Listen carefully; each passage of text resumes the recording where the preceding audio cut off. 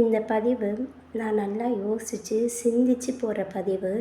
மனிதர்களால் மனித இனம் எப்படியெல்லாம் அழிஞ்சிட்டு வருதுன்றத உங்களுக்கு சிந்திக்க வைக்கக்கூடிய முறையில் யாரும் சொல்லாததை நான் எடுத்து சொல்கிறேன். தைரியமாக சொல்கிற ஒரு பெண்ணாக சொல்கிறேன், கேளுங்க.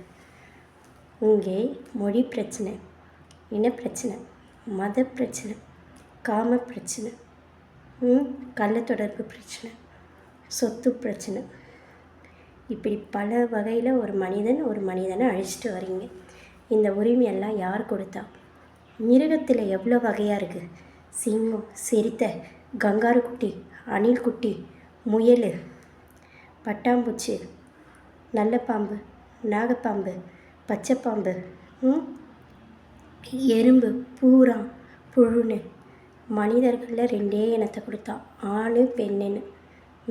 நம்மளுக்கு ஏன் படிக்கும் போதே வயசானவங்க, சின்ன குழந்தைங்க, பெரியவங்க, வாலிபர்கள் ஏன் படிக்கலை? ஏன்னா மனிதர்கள் எப்படின்னு கடவுளுக்கு தெரியும். அதனால தான் இப்படி வெறும் இந்த வகையை படித்தான். இந்த 2 வகையில் எவ்வளோ பிரச்சனையா? யாராச்சும் கொஞ்சமாச்சும் யோசிச்சு பார்த்தீங்களா? மனித இனத்தை மனிதனே அழிச்சிட்டு வரீங்க. இங்கே நம்மளே பிச்சையில் வாழ்கிறோன்றதை மறந்துட்டீங்க. உன்னுடைய உடல் தாய் போட்ட பிச்சை, நீ உருவான உயிர் உங்கள் அப்பா கொடுத்த பிச்சை, நம்மளை படித்தது கடவுள் கொடுத்த பிச்சை. இந்த இயற்கை, காற்று, நம்ம சாப்பிட்ற சாப்பாடு, இதையெல்லாம் யார் கொடுத்தது? மழை, வெயில், இயற்கை, இது எல்லாம் போட்டு நம்மளுக்கு பிச்சை. இங்கே இதை மறந்துட்டு எல்லாரும் நான் தான் பெருசுன்ற அதிகாரம் மாதிரி ஒரு மனிதர்களும் நடந்துக்கிறீங்க. இது தவறு இல்லையா? மனசாட்சிக்கு கட்டுப்படணும் இல்லையா மனிதர்கள்? ஒரு மனித இனத்தை அழிக்கிறது தவறு இல்லையா? வேட்டையாடுற மிருகம் கூட சரி, தன்னுடைய இனத்தை வேட்டையாடாது. பசியில் இருந்தாலும் இருக்கும்.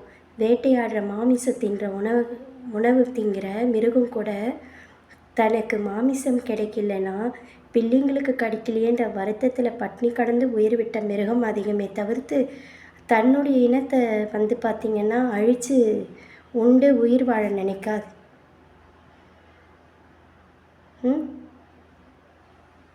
நம்ம என்ன பண்ணிகிட்ருக்கோம்? மனிதர்கள் சொத்து பிரச்சனைக்காக பெற்றவங்களை கொள்கிறோம், வேறு ஒரு தொடர்புக்காக கட்டின புருஷனை கொள்கிறோம், தன்னுடைய தேவை தன்னுடைய சுகத்துக்கு பெற்ற பிள்ளைகளை கொள்கிறோம்.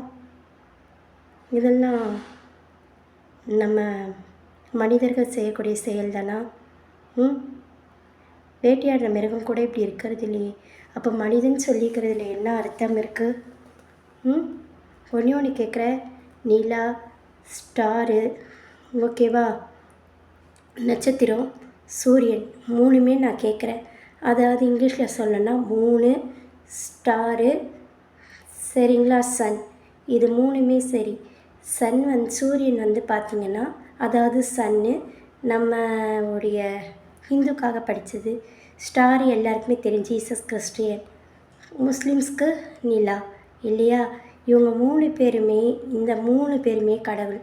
என்ன சொல்லியிருக்காங்க?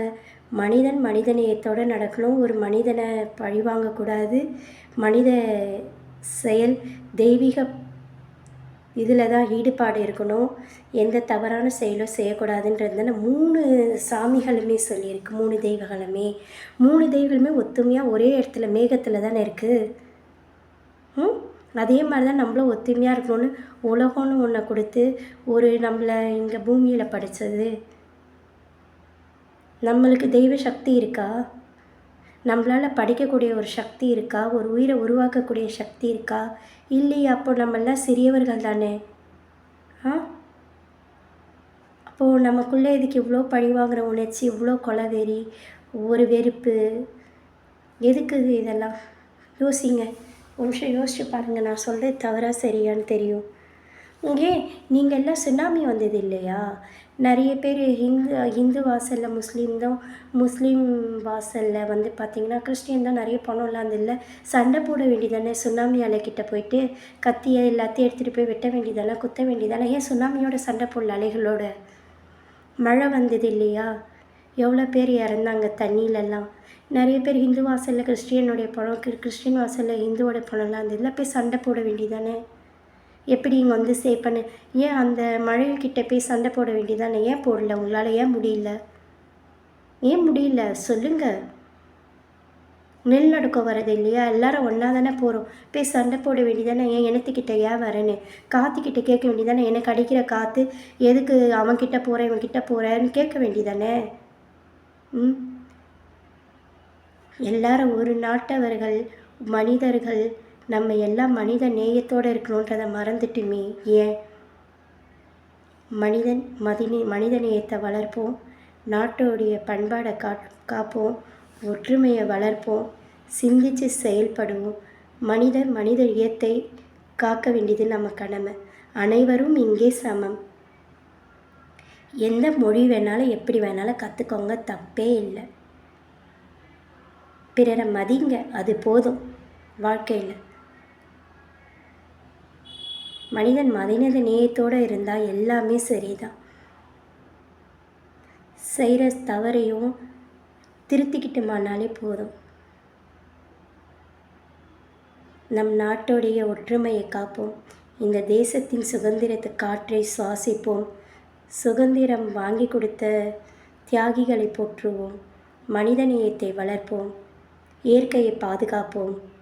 மனித குலத்தை மனித நேயத்துடன் வளர்ப்போம். மனித பண்பாடுடன் நடப்போம். இதை சத்தியம் பண்ணுங்க, உறுதிமொழி எடுங்க. நன்றி, வணக்கம்.